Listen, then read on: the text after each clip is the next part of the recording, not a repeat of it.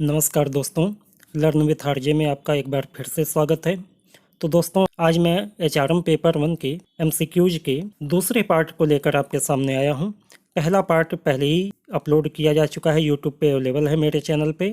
इसका लिंक ऊपर आप देख सकते हैं और पहले उस पार्ट को आप देख लें, उसके बाद ये पार्ट देखें तो ज़्यादा अच्छा रहेगा। आइए शुरू करते हैं। पहला क्वेश्चन है, साक्षात्कार कौशल के प्रकार क्या हैं? आमने सामने, व्यवहारिक, टेलीफोनिक या ये सभी। तो देखिए, साक्षात्कार जो है आमने सामने बैठकर भी लिया जा सकता है और बिहेवियरल इंटरव्यू भी हो सकता है, टेलीफोनिक तरीके से भी हो सकता है। इसलिए यहाँ पे आपका ऑप्शन नंबर डी सही हो जाएगा कि ये चारों ही जो है साक्षात्कार कौशल के प्रकार हैं। अगला प्रश्न है, साक्षात्कार शब्द की उत्पत्ति निम्नलिखित में से हुई है? Latin word, French word, German word या इंग्लिश वर्ड। तो यहाँ पे आपका ऑप्शन नंबर बी सही होगा। इंटरव्यू शब्द की उत्पत्ति फ्रेंच वर्ड से हुई है। नेक्स्ट क्वेश्चन देखते हैं, आपको अपने साक्षात्कार के लिए कब पहुंचना चाहिए? निर्धारित समय पर, निर्धारित समय के 5-10 मिनट पहले, निर्धारित समय के 5-10 मिनट बाद या 10 मिनट बाद जाएं। तो यहाँ पे आपका ऑप्शन नंबर बी सही हो जाएगा कि जो भी साक्षात्कार का समय है उसके 5-10 मिनट पहले पहुँचना अच्छा होता है। 15 मिनट पहले भी पहुँच सकते हैं आप, लेकिन बहुत ज़्यादा एडवांस में, बहुत पहले नहीं पहुँचना चाहिए और लेट तो बिल्कुल भी नहीं करना चाहिए। अगला प्रश्न है, इंटरव्यू के दौरान आपको किस पर ध्यान देना चाहिए? What should you focus on during the interview?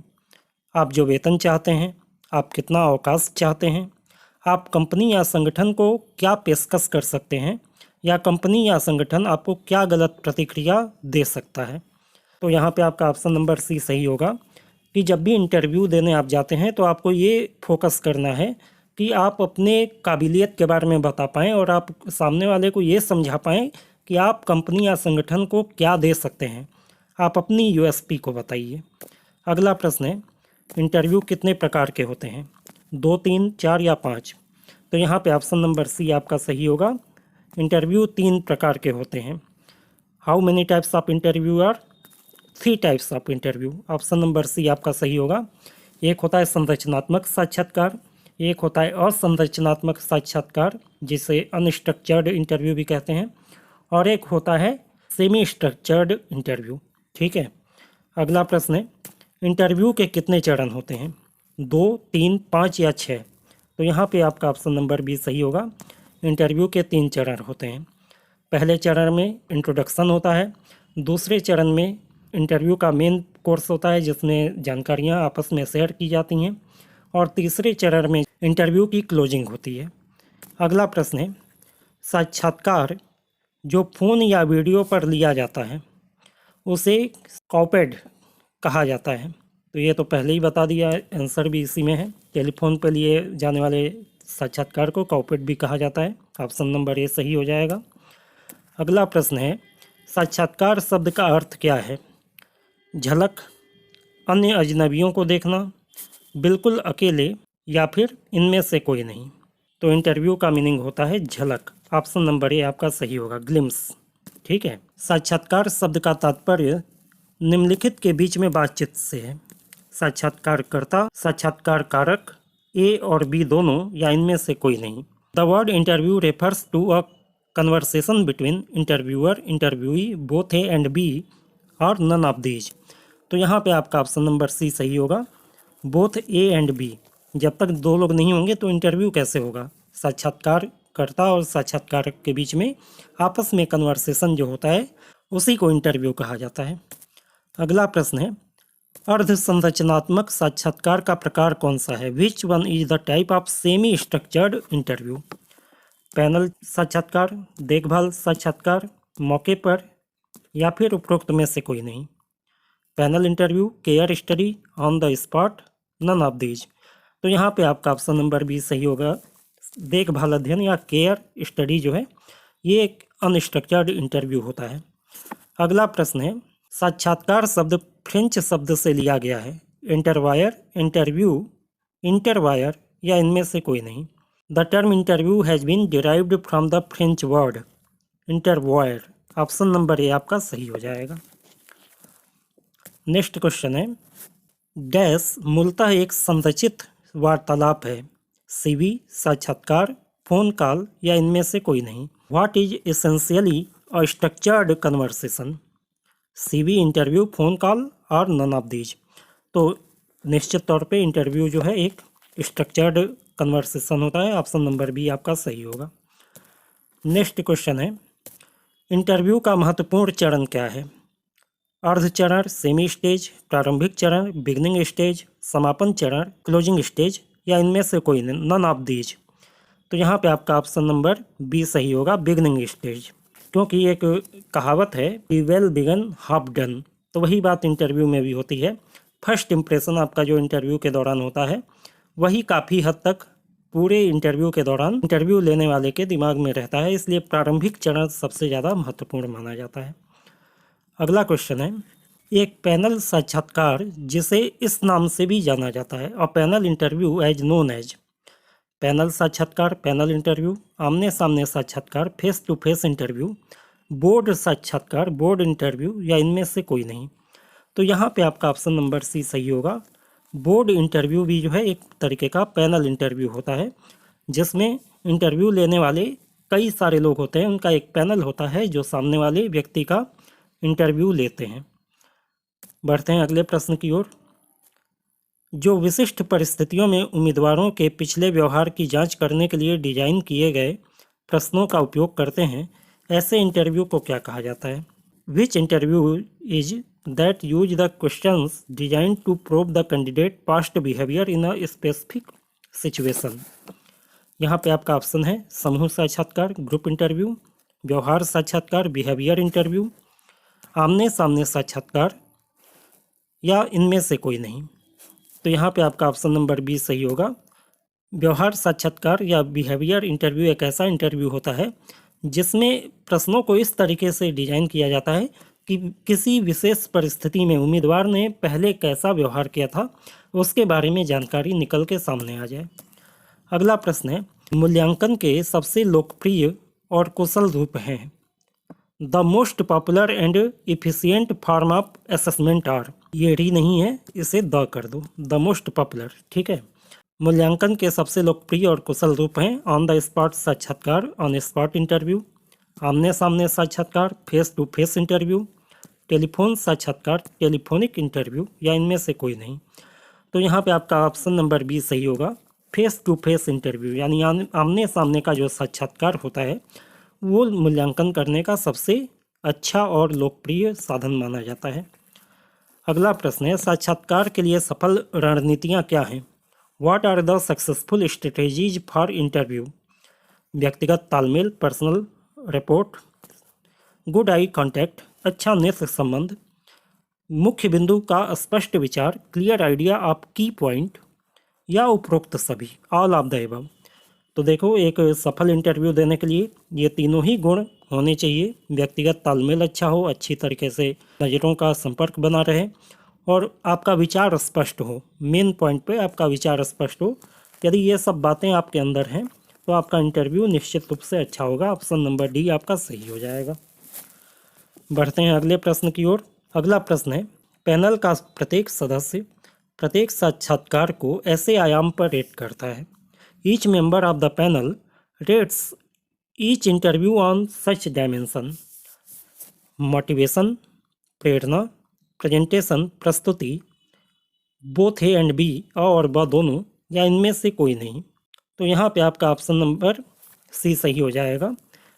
कोई भी पैनल इंटरव्यू जब होता है तो ऐसे केस में हर एक सदस्य साक्षात्कार को दो पैमानों पे मापन करते हैं, रेट करते हैं। एक तो मोटिवेशन कैसा है कैंडिडेट का, और दूसरा कैंडिडेट का प्रेजेंटेशन कैसा है।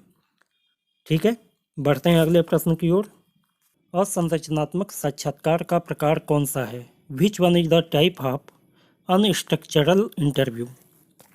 पहला ऑप्शन है पैनल साक्षात्कार, पैनल इंटरव्यू, समूह साक्षात्कार, ग्रुप इंटरव्यू, व्यवहारिक या इनमें से कोई नहीं।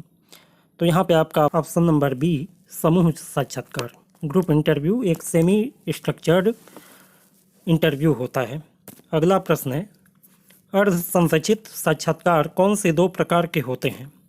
विच two is the type of semi structured interview? गहराई से, इन डेप्थ, मौके पर on the spot, case study या और ब दोनों। तो यहाँ पे ऑप्शन नंबर डी आपका सही हो जाएगा, बोथ ए एंड बी, और ब दोनों। अर्ध संरचित साक्षात्कार इन डेप्थ भी हो सकता है, ऑन द स्पॉट भी हो सकता है। अगला प्रश्न है, गहन साक्षात्कार को इसके रूप में जाना जाता है। In depth interview are also known as board interview, 1-to-1 interview, case study या नन ऑफ दीज। तो यहाँ पे आपका ऑप्शन नंबर ए सही होगा, बोर्ड इंटरव्यू। अगला प्रश्न, साक्षात्कार के दौरान धूम्रपान की अनुमति है। During the interview smoking allowed, does, don't, both and B या नन ऑफ दीज। तो साक्षात्कार के दौरान धूम्रपान नहीं करना चाहिए, ऑप्शन नंबर बी आपका सही हो जाएगा। अगला प्रश्न है, इंटरव्यू के दौरान ध्यान से सुनने। During the interview listen carefully, ये करना चाहिए, नहीं करना चाहिए, और वह दोनों या इनमें से कोई नहीं। तो भाई इंटरव्यू के दौरान आपको ध्यान से सुनना ही सुनना है, ऑप्शन नंबर ए आपका सही होगा। अगला प्रश्न है, साक्षात्कार के दौरान व्यवधान की अनुमति है। During the interview interrupt allowed, करें न करें, ए और बी दोनों या इनमें से कोई नहीं। तो देखिए इंटरव्यू के दौरान जहाँ तक हो इंटरप्शन नहीं करना चाहिए, ऑप्शन नंबर बी आपका सही हो जाएगा। नेक्स्ट क्वेश्चन, साक्षात्कार के दौरान सुराग चुनें और प्रतिक्रिया दें। During the interview pick the clues and react. तो बिल्कुल ये आप कर सकते हैं, ऑप्शन नंबर ए आपका सही हो जाएगा। नेक्स्ट है, साक्षात्कार आपके या किसी अन्य के बारे में नकारात्मक जानकारी प्रदान करता है। Interviewer provide negative information about your self और एनी एल्स।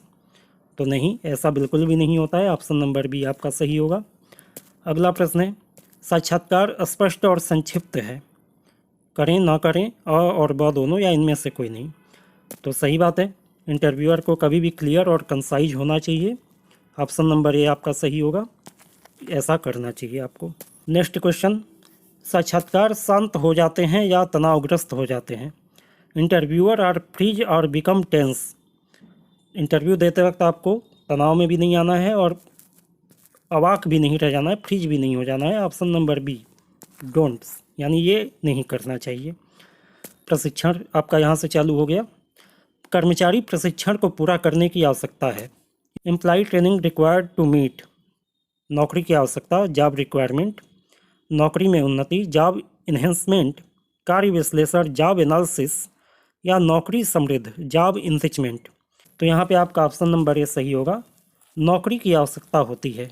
किसी एम्प्लॉई को ट्रेनिंग लेना, ये नौकरी की आवश्यकता है। जब भी कोई नया एम्प्लॉई किसी संगठन में जाता है तो उस संगठन के कार्यप्रणाली के साथ वो अच्छी तरीके से ढल पाए, इसके लिए उसकी प्रॉपर ट्रेनिंग होती है। अगला क्वेश्चन है, प्रशिक्षण से कर्मचारियों में वृद्धि होती है। ट्रेनिंग इंक्रीज द एम्प्लॉइज, बाजार मूल्य, शक्ति अर्जित करना, नौकरी की सुरक्षा, या ये सभी। Market value, earning power, job security, या all of the above. Training की वजह से एम्प्लॉई की अर्निंग पावर बढ़ती है, ऑप्शन नंबर बी आपका सही हो जाएगा। नेक्स्ट क्वेश्चन है, प्रशिक्षण एवं विकास किसी संगठन को प्रतिस्पर्धात्मक लाभ कैसे प्रदान करता है। How does the training and development offer competitive advantage to an organisation. प्रदर्शनशालीनता को दूर करना, रिमूविंग परफॉर्मेंस डिफिशिएंसीज। व्यक्तियों में सीखने की योग्यता और प्रेरणा होती है। Individuals have the aptitude and motivation to learn. कमी योग्यता की कमी के कारण होती है। Deficiency is cause by lack of ability, इनमें से कोई नहीं। तो यहाँ पे सबसे बड़ी बात होती है कि रिमूविंग परफॉर्मेंस डिफिशिएंसीज, यानी प्रदर्शन में जो कमियां होती हैं उसे दूर करने में प्रशिक्षण और विकास लाभप्रद होता है, और इससे संगठन को कम्पिटिटिव एडवांटेज मिलता है, ऑप्शन नंबर ए सही हो जाएगा। अगला प्रश्न है, पारिश्रमिक प्रणाली को निम्नलिखित प्रकार की इक्विटी को पूरा करने की आवश्यकता है। The remuneration system need to meet following type of equity. आंतरिक, बाहरी, व्यक्तिगत, या उपरोक्त सभी। इंटरनल, एक्सटर्नल, इंडिविजुअल, या ऑल ऑफ द एबव। तो यहाँ पे ऑप्शन नंबर डी आपका सही होगा, ऑल ऑफ द एबव। बढ़ते हैं अगले प्रश्न की ओर। कोई भी मुआवजा योजना होनी चाहिए। समझने योग्य, व्यवहारिक और स्वीकार्य, उचित, व्यवहारिक और स्वीकार्य, समझने योग्य, व्यवहार एवं स्वीकार्य, समझने योग्य, व्यवहारिक और क्षतिपूर्ति योग्य।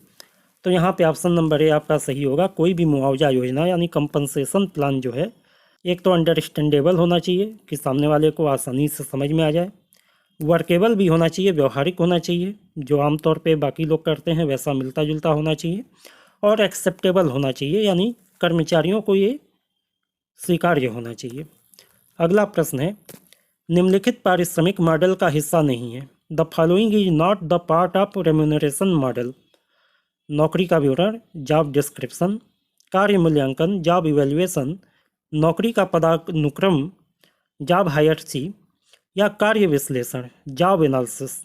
तो यहाँ पे आपका ऑप्शन नंबर डी सही हो जाएगा। कार्य विश्लेषण जो है पारिश्रमिक मॉडल का हिस्सा नहीं होता है। बाकी तीनों चीज़ें रेम्यूनरेशन को तय करने में सहायता प्रदान करती हैं। अगला प्रश्न है, मजदूरी वेतन की दरों का क्या प्रतिनिधित्व करती है। Wages represent what rate of the pay, hourly, daily, weekly या मंथली, प्रति घंटा, दैनिक, साप्ताहिक या महीने का। तो देखो वेजेज जो है जनरली आवरली रेट को रिप्रेजेंट करता है। ऑप्शन नंबर ए आपका सही हो जाएगा। अगला प्रश्न है, प्रशिक्षण इसके समाधान में सबसे ज़्यादा प्रभावी है। Training is the most effective in resolving, कौशल अंतराल, स्किल गैप, मनोवृत्ति संबंधी समस्याएं, एटीट्यूडनल प्रॉब्लम, खराब प्रेरणा, पुअर मोटिवेशन, या उपस्थिति संबंधी मुद्दे, अटेंडेंस इशू। तो प्रशिक्षण के माध्यम से कौशल विकास किया जाता है। कौशल अंतराल को कम करने में ये सहायक होती है, स्किल गैप को ये समाप्त करती है। अगला प्रश्न है, वह शब्द जो दीर्घकालीन प्रशिक्षण का वर्णन करता है जिसमें नौकरी पर और कक्षा में प्रशिक्षण दोनों का संयोजन शामिल है। The term which describe long term training which include a combination of both on the job and in class training, परामर्श, मेंटरशिप, कंप्यूटर आधारित प्रशिक्षण, कंप्यूटर बेस्ड ट्रेनिंग, वेस्टिबुल प्रशिक्षण, या प्रशिक्षुता यानी अप्रेंटिसशिप। तो यहाँ पे आपका ऑप्शन नंबर डी सही होगा।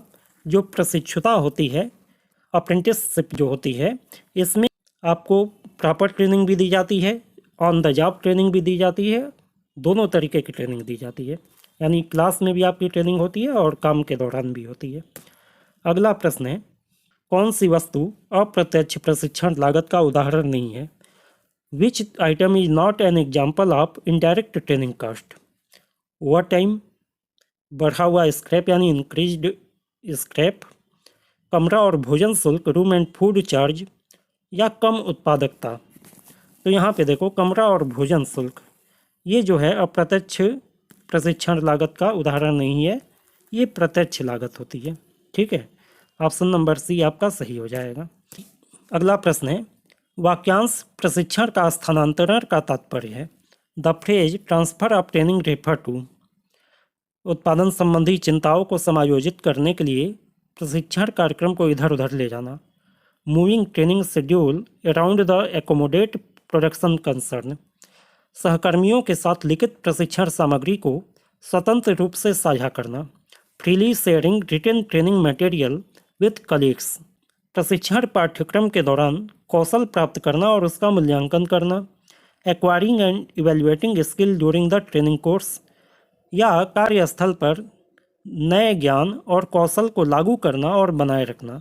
Implementing and maintaining new knowledge and skill back in the work place. तो यहाँ पे आपका ऑप्शन नंबर डी सही होगा। प्रशिक्षण का स्थानांतरण का मतलब ये है कि जो चीज़ें हमने प्रशिक्षण के दौरान सीखी है उसे हम ऑन द जॉब कैसे यूज कर पा रहे हैं, उसे इम्प्लीमेंट हम कैसे कर रहे हैं और उसको मेंटेन कैसे कर रहे हैं, यही होता है प्रशिक्षण का स्थानांतरण।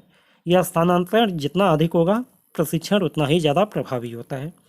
अगला प्रश्न है, प्रशिक्षण गतिविधियों का विकास इस ओर बढ़ गया है। The evaluation training activities has moved toward, शिक्षण प्रशिक्षक के रूप में प्रौद्योगिकी का उपयोग करते हुए नौकरी की आवश्यकताओं पर विशिष्ट। Specific on the job requirement using technology as the learning coach. तो देखो यहाँ पे हिंदी इंग्लिश दोनों में है। ये हिंदी में थोड़ा सा कंफ्यूजिंग शब्द आपको मिलेंगे, या ट्रांसलेशन कई बार होता है ना कि इंग्लिश का हिंदी में किया जाता है तो एग्जैक्ट वो मीनिंग नहीं निकल पाती है जो इंग्लिश निकलती है। तो कभी भी आपको दोनों लैंग्वेज में पढ़ना है, यदि कहीं कन्फ्यूजन होता है तो केवल हिंदी पढ़ के आप लोग कन्फ्यूज मत होइएगा, इंग्लिश में भी क्वेश्चन को समझने का कोशिश कीजिएगा यदि आपको हिंदी में कन्फ्यूजन हो रहा हो तो evaluation of training activities moved toward, यानी प्रशिक्षण की जो गतिविधियां हैं उनका ध्यान आजकल किस ओर ज़्यादा है। तो ऑप्शन नंबर ए आपका सही होगा कि स्पेसिफिक ऑन जॉब रिक्वायरमेंट, यानी जॉब की आवश्यकताओं के अनुसार प्रशिक्षण दिया जा रहा है। Using technology as the learning coach, और इसमें टेक्नोलॉजी को एक लर्निंग कोच के रूप में मानते हुए, यानी टेक्नोलॉजी का प्रयोग करते हुए ट्रेनिंग को ज़्यादा बढ़ावा दिया जा रहा है।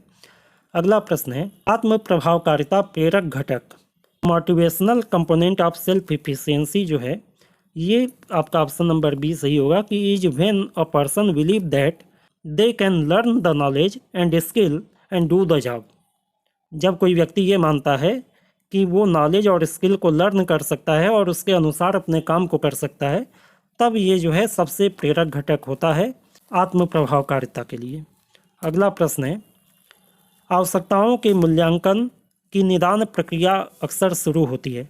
The diagnostic process of need assessment often start with, एक नौकरी विश्लेषण से या जॉब एनालिसिस, एक अंतराल विश्लेषण से, एक गैप एनालिसिस, एक चिंता से और कंसर्न, या एक संगठनात्मक लेखा परीक्षा से एन ऑर्गेनाइजेशनल ऑडिट। तो देखो प्रोसेस ऑफ नीड असेसमेंट मतलब आवश्यकताओं के मूल्यांकन की प्रक्रिया तब चालू होती है जब कोई चिंता सामने आती है, जब कोई कंसर्न सामने आता है, तब ये देखा जाता है कि भाई हमें जो आवश्यकता है उसे हम कैसे पूरा करेंगे।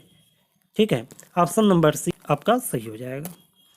अगला प्रश्न है प्रशिक्षण कार्य को केंद्रीकृत करने का एक संभावित लाभ यह है कि पैमाने का नियंत्रण और मितव्ययता प्राप्त होती है, अनुकूलन और स्वामित्व की समस्या हल होती है, स्थानीय बजट नियंत्रण हो जाता है, या इनमें से कोई नहीं। और potential advantage of centralising the training function is that control and economic of scale, customisation and ownership, local budget control, none of these. तो देखो कुछ हद तक तो ये भी सही लग रहा है कि कस्टमाइजेशन और ओनरशिप की भावना डेवलप होती है जब सेंट्रलाइज वे में ट्रेनिंग किया जाता है, लेकिन सबसे बड़ा फ़ायदा ये है control and economic of scale. जब सेंट्रल लेवल पे कोई ट्रेनिंग प्रोग्राम ऑर्गेनाइज किया जाता है तो ऐसे केस में एक तो बड़े लेवल पे इसे ऑर्गेनाइज किया जाता है तो सस्ता भी पड़ता है, इकोनॉमीज ऑफ स्केल मिलती है, और इसका कंट्रोल बहुत अच्छा हो जाता है क्योंकि एक ही जगह से सारी प्रक्रियाएं कंट्रोल की जाती हैं। बढ़ते हैं अगले प्रश्न के लिए। प्रशिक्षण उद्देश्यों की संरचना करते समय प्रशिक्षक को यह करना चाहिए। When structuring training objective the trainer should, प्रशिक्षुओं को इस बात की स्पष्ट समझ दें कि क्या अपेक्षा की जानी चाहिए। Give training a clear understanding of what to expect, सभी सीखने के उद्देश्यों को एक ही शिक्षण डोमेन में अलग करें। Isolate all learning objective in a single learning domain, प्रशिक्षुओं को यह मूल्यांकन करने के लिए प्रोत्साहित करें कि क्या वे पाठ्यक्रम के कुछ उद्देश्यों को छोड़ सकते हैं। Encourage training to evaluate whether they can omit certain course objective, या इनमें से कोई नहीं, नन ऑफ दीज। तो यहाँ पे ऑप्शन नंबर ए आपका सबसे उपयुक्त है। जब भी कोई ट्रेनिंग प्रोग्राम बनाया जाता है तो जो लोग ट्रेनिंग लेने वाले हैं उनके सामने क्लियर अंडरस्टैंडिंग होनी चाहिए कि उनसे क्या अपेक्षा की जा रही है, ट्रेनिंग के बाद वो क्या सीखने वाले हैं या क्या व्यवहार में परिवर्तन उनके आने वाला है, ये चीज़ पहले ही बता देनी चाहिए ताकि उसी के अनुसार लोग ट्रेनिंग लें। अगला प्रश्न है प्रभावी प्रदर्शन में तकनीकी बाधा का एक उदाहरण है। An example of technical barrier to effective performance is समूह मानदंड, ग्रुप नॉर्म्स, खराब कार्य डिजाइन, पुअर जॉब डिजाइन, अप्रभावी प्रतिक्रिया, इनइफेक्टिव फीडबैक, या इनमें से कोई नहीं। तो यहाँ पे देखिए ऑप्शन नंबर बी आपका सही होगा, पुअर जॉब डिजाइन, खराब कार्य डिजाइन। ठीक है, ये एक टेक्निकल बैरियर है इफेक्टिव परफॉर्मेंस में। बढ़ते हैं अगले प्रश्न की ओर। निम्नलिखित में से किस परिस्थिति में प्रशिक्षण सबसे अच्छा काम करता है। Training work based under which of the following condition, कार्य आसान है और पूर्णता की आवश्यकता नहीं है। The task is easy and perfection is not required, सही प्रदर्शन महत्वपूर्ण है। करेक्ट परफॉर्मेंस इज क्रिटिकल, कार्य यदा कदा ही किया जाता है। द टास्क इज इनफ्रिक्वेंटली परफॉर्म्ड, या इनमें से कोई नहीं, नन ऑफ दीज। तो देखो प्रशिक्षण जो है सबसे अच्छा काम उस समय करता है जब ये दर्शित किया जाए कि सही प्रदर्शन करना महत्वपूर्ण है, यानी करेक्ट परफॉर्मेंस इज क्रिटिकल। जब ये बात सामने वाले के दिमाग में रहेगी तो वो ध्यानपूर्वक प्रशिक्षण को करेगा और चीज़ों को सीखने का प्रयास करेगा। अगला प्रश्न है, सीखने का संज्ञानात्मक डोमेन पदानुक्रम शुरू होता है ज्ञान से, प्राप्त करने से, धारणा से या प्रेरणा से। The cognitive domain hierarchy of the learning start with knowledge, receiving, perception and motivation. तो यहाँ पे आपका ऑप्शन नंबर ए सही होगा, नॉलेज। ठीक है, ज्ञान से ही संज्ञानात्मक प्रक्रिया होती है, उसकी शुरुआत होती है। अगला प्रश्न है, ब्लूम का वर्गीकरण विशिष्ट शिक्षण उद्देश्यों को शैक्षिक उद्देश्यों की इस 3 श्रेणियों में विभाजित करता है। Bloom taxonomy divide specific learning objective into these 3 categories of educational objective. ज्ञान, समझ और अनुप्रयोग, नॉलेज, कम्प्रिहेंशन एंड एप्लीकेशन। संज्ञानात्मक, भावात्मक और मनोदहित, कॉग्निटिव, एफेक्टिव एंड साइकोमोटर। प्राप्त करना, प्रतिक्रिया देना और मूल्यांकन करना। रिसीविंग, रिस्पॉन्डिंग एंड वैल्यूइंग, या इनमें से कोई नहीं। तो ब्लूम ने जो अपनी सीखने की प्रक्रिया बताई है उसमें इन्होंने शिक्षण के उद्देश्यों को 3 भागों में बांटा है, ज्ञान, समझ और अनुप्रयोग। यानी व्यक्ति पहले ज्ञान प्राप्त करेगा, उसे समझेगा और उसके बाद उसका प्रयोग करेगा। बढ़ते हैं अगले प्रश्न की ओर। यह सीखने का उद्देश्य एक पाठ योजना या रूपरेखा विकसित करना उच्चतम स्तर पर मुख्य रूप से डोमेन और स्तर के अंतर्गत है। The learning objective develop a lesson plan और outline is at the highest level primarily under the which domain and the which level. संज्ञानात्मक संश्लेषण, कॉग्निटिव एंड सिंथेसिस, साइकोमोटर एवं निर्देशित प्रतिक्रिया, साइकोमोटर एंड गाइडेड रिस्पॉन्स, संज्ञानात्मक और समझ, कॉग्निटिव एंड कम्प्रिहेंशन, या इनमें से कोई नहीं, नन ऑफ द दीज। यहाँ पे ऑप्शन नंबर ए आपका सही होगा, संज्ञानात्मक एवं संश्लेषण। यानी पाठ योजना या रूपरेखा विकसित करने का जो ट्रेनिंग होता है वो संज्ञानात्मक ट्रेनिंग के अंतर्गत आता है, और संज्ञानात्मक ट्रेनिंग में जो अनेक प्रक्रियाएं होती हैं उसमें से संश्लेषण के स्तर की ये प्रक्रिया होती है। अगला प्रश्न है, वह अंतरक्रिया शैली जो शिक्षार्थियों से यह अपेक्षा करती है कि प्रशिक्षक शिक्षा के लिए मुख्य रूप से जिम्मेदार है। The interaction style that refer to learners expecting the trainer to be the primarily responsible for the learning. सहयोग, कोलाब्रेशन, निर्भरता, डिपेंडेंस, स्वतंत्रता, इंडिपेंडेंस, या इनमें से कोई नहीं। तो यहाँ पे आपका ऑप्शन नंबर बी सही होगा, डिपेंडेंस, निर्भरता। यानी यहाँ पे शिक्षार्थी जो है प्रशिक्षक पे निर्भर होता है। जब इस तरीके की ट्रेनिंग हो, अंतरक्रिया शैली मतलब इंटरेक्शन स्टाइल, यानी प्रशिक्षण कार्यक्रम इस तरीके का हो कि जो शिक्षार्थियों और प्रशिक्षक के बीच में ये भावना पैदा करे कि प्रशिक्षक ही जो है मुख्य रूप से जिम्मेदार है ट्रेनिंग के लिए। वो निर्भरता को दिखाता है कि जितने भी शिक्षार्थी हैं वो प्रशिक्षक के ऊपर निर्भर हैं।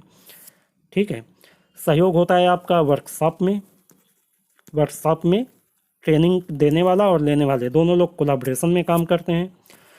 इंडिपेंडेंस होता है लर्निंग बाय डूइंग में, लर्निंग बाय डूइंग, यानी यहाँ पे व्यक्ति को खुद ही कहा जाता है कि आप करके देखिए कि क्या प्रतिक्रिया हो रही है किसी भी घटना की। तो यहाँ पे इंडिपेंडेंट लर्निंग होती है। अगला प्रश्न है, प्रक्रिया और परिणामों में सुधार कैसे किया जा सकता है? यह निर्धारित करने के लिए प्रशिक्षण कार्यक्रमों का मूल्यांकन है। योगात्मक मूल्यांकन, रचनात्मक मूल्यांकन, शुद्ध लागत विश्लेषण, या इनमें से कोई नहीं। Evaluation of training programme to determine how the process and outcome can be improved is summative evaluation, formative evaluation, net cost analysis, या नन ऑफ द एबव। तो यहाँ पे आपका ऑप्शन नंबर ए सही हो जाएगा, योगात्मक मूल्यांकन। समेटिव इवेल्युएशन एक ऐसा इवेल्युएशन प्रोसेस है जिसमें यह निर्धारित किया जा सकता है कि प्रक्रिया और परिणामों में सुधार कैसे हम कर सकते हैं। अगला प्रश्न है, प्रशिक्षण कार्यक्रमों का मूल्यांकन होना चाहिए केवल अंत में, नियोजन स्तर पर मूल्यांकन मापदंड पूर्व निर्धारित करके, केवल उच्च लागत वाले कार्यक्रमों के लिए, या इनमें से कोई नहीं।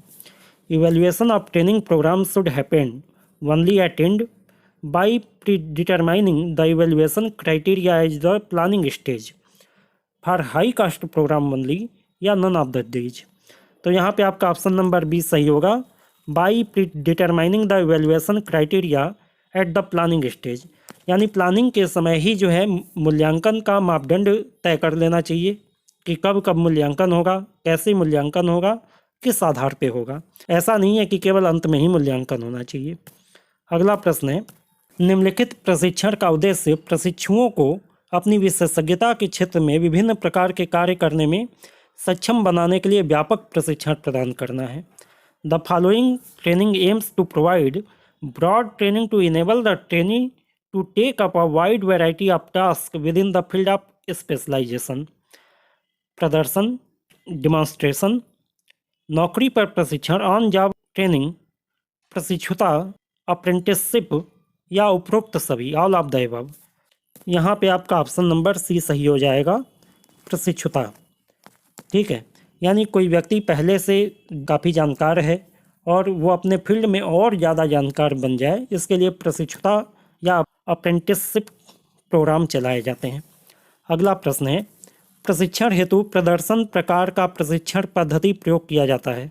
Demonstration type of training method is use to train श्रमिक, वर्कर्स, पर्यवेक्षक यानी सुपरविजन, प्रबंधक, मैनेजर्स या उपरोक्त सभी, ऑल ऑफ द अबव। तो डिमॉन्स्ट्रेशन लेवल का जो ट्रेनिंग होता है प्रदर्शन स्तर का, ये वर्कर्स के लिए ज़्यादा उपयोगी होता है। ऑप्शन नंबर ए आपका सही हो जाएगा।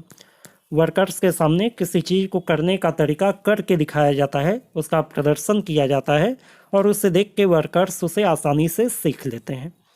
अगला प्रश्न है, निम्नलिखित निचले स्तर के प्रबंधन का हिस्सा नहीं है। The following is not a part of lower level management. Workers यानी एक कर्मचारी, फोरमैन, पर्यवेक्षक यानी सुपरवाइजर या निरीक्षक, इंस्पेक्टर। तो यहाँ पे ऑप्शन नंबर ए आपका सही होगा। वर्कर जो है निचले स्तर के प्रबंधन का भी हिस्सा नहीं होता है और ऊंचे स्तर पे होने का तो सवाल ही नहीं है। अगला प्रश्न है, ये देखो यहाँ प्लांट का पौधा लिख दिया है। यहाँ प्लांट का मतलब है कारखाना। कारखाने से पुरुषों का एक समरूप समूह एक आदर्श सम्मेलन समूह का गठन करता है, यानी सम्मेलन के लिए लोगों का समूह, कितने लोगों का समूह आइडियल माना जाता है, ये यहाँ पे पूछा हुआ है। तो यहाँ पे आपका ऑप्शन नंबर बी सही होगा। 12 से 15 लोगों का समूह जो है आदर्श माना जाता है जब कोई सम्मेलन करना होता है। तो अगला प्रश्न है, प्रशिक्षुओं को भविष्य में तत्काल उपयोग के लिए महत्वपूर्ण जानकारी को अस्थायी रूप से देने के लिए निम्नलिखित विधि का उपयोग किया जाता है।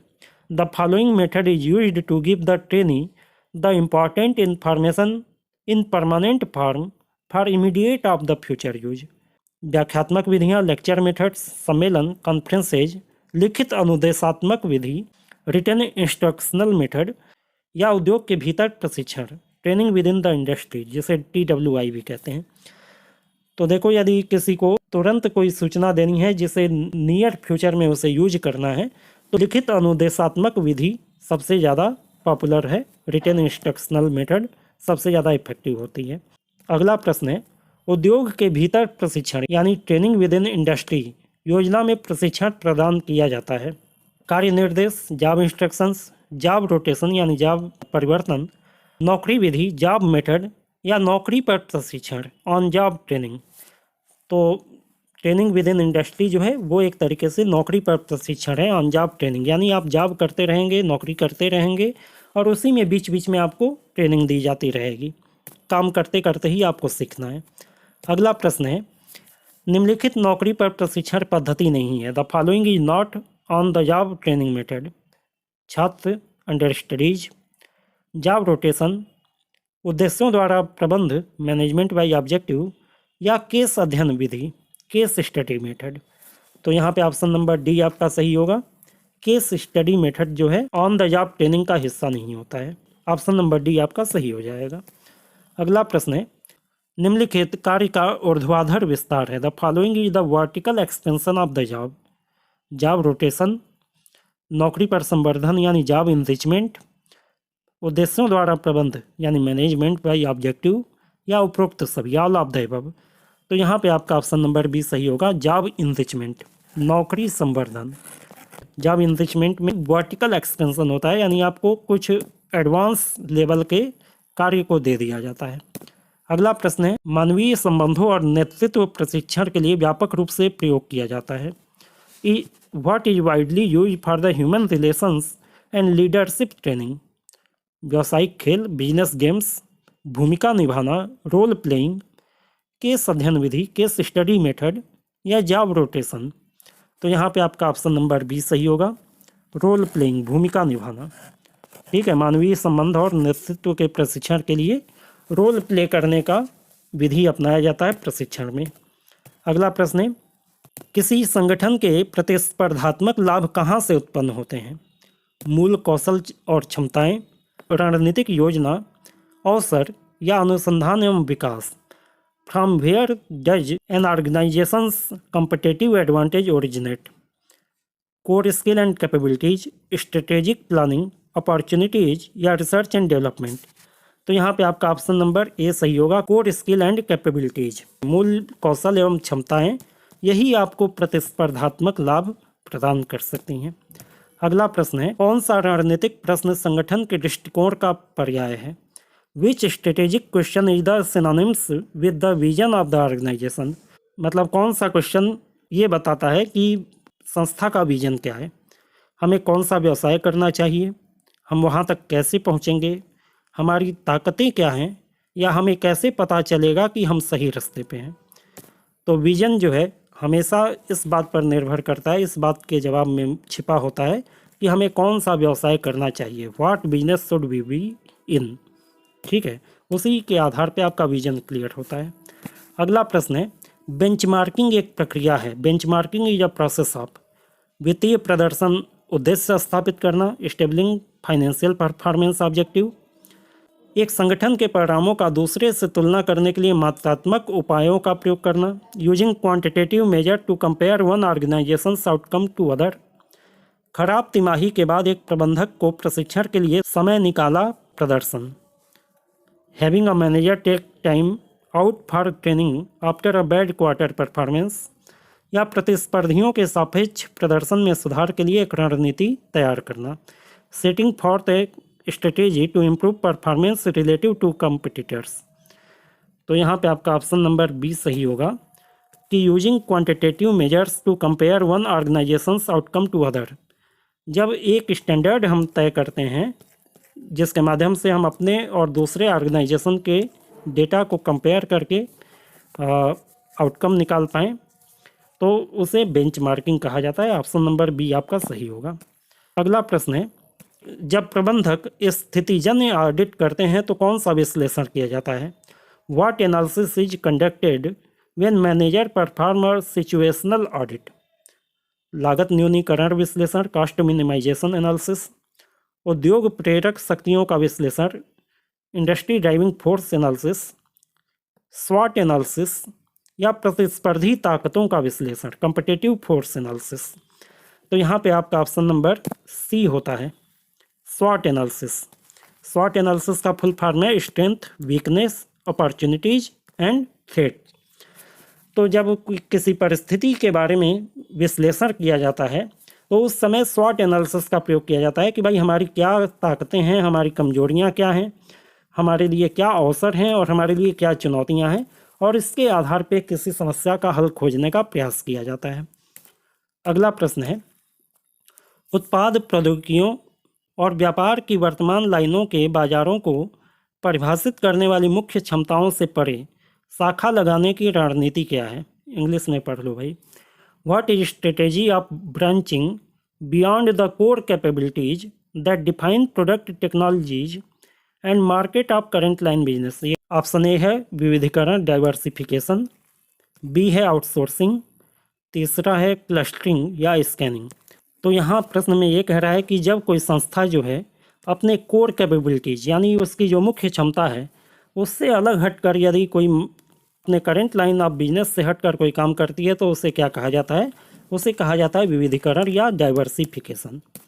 अगला प्रश्न है, जब नियंत्रण प्रणालियों का पूर्ण उपयोग किया जाता है तो वे ऐसे व्यक्तियों को पकड़ें जो अक्षम हैं, निरंतर सुधार की ओर ले जाएं, मानकों के अनुरूप निर्माण करना, या उच्च प्रदर्शन करने वालों के लिए योग्यता पुरस्कार प्रदान करना। तो जब नियंत्रण प्रणालियों को पूर्ण उपयोग किया जाता है यानी नियंत्रण को काफ़ी कठोर कर दिया जाता है तो उसका मेन ऑब्जेक्टिव यही होता है कि निरंतर सुधार की ओर ले जाएं, लीड टू कॉन्टिन्यूअस इम्प्रूवमेंट।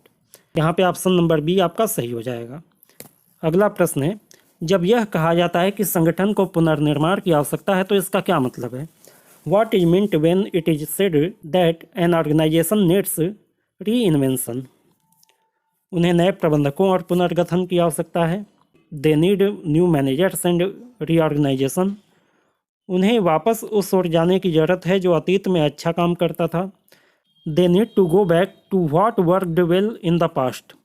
उन्हें कुछ गतिविधियों में कटौती करने और पारंपरिक गतिविधियों को बनाए रखने की ज़रूरत है। They need to cut some activities and keep the traditional one.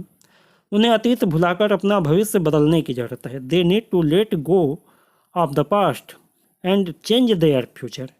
तो यहाँ पे संगठन के पुनर्निर्माण या रीइन्वेंशन का मतलब है कि they need to go of the past and change their future, यानी अपने अतीत को भुलाकर भविष्य को बदलने की ज़रूरत है। ये उद्देश्य होता है जब पुनर्निर्माण की बात कही जाती है किसी संगठन के।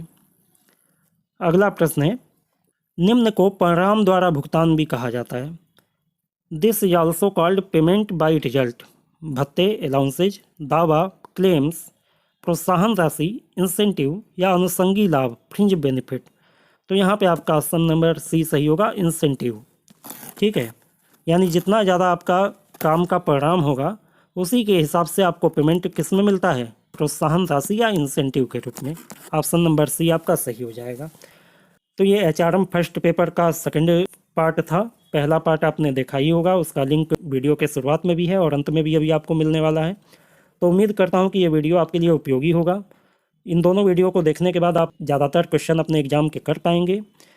तो यदि आपको वीडियो अच्छी लगी हो तो लाइक कीजिए, शेयर कीजिए, चैनल को सब्सक्राइब करके बेल आइकन दबाइए। Good day to all of you.